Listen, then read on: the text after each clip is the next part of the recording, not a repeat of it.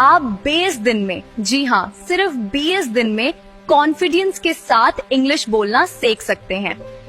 ये जुमले याद कर लो और अपने दोस्तों को हैरान कर दो। आज के सबक में खुश आमदीद।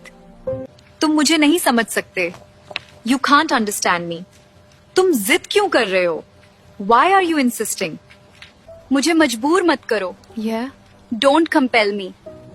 तुमने मुझे धोखा दिया। You deceived me. ज्यादा सवाल मत पूछो। हाँ। Don't ask many questions. मुझ पर एहसान मत करो। Don't favor me. वो कितना बेवकूफ है। How foolish he is. मुझे कुछ वक्त चाहिए। I need some time. एक दिन की छुट्टी ले लो। Take a day off. हमें तो पता ही नहीं चला। We didn't even know. मैं सब समझ गई।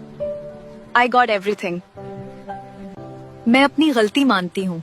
I admit my mistake. तुम बदल गए हो। You have changed. तुम मेरी उम्र के हो। You are of my age. मैं अपनी कदर जानता हूँ। I know my worth. Like करें, शेयर करें और कमेंट करना ना भूलें।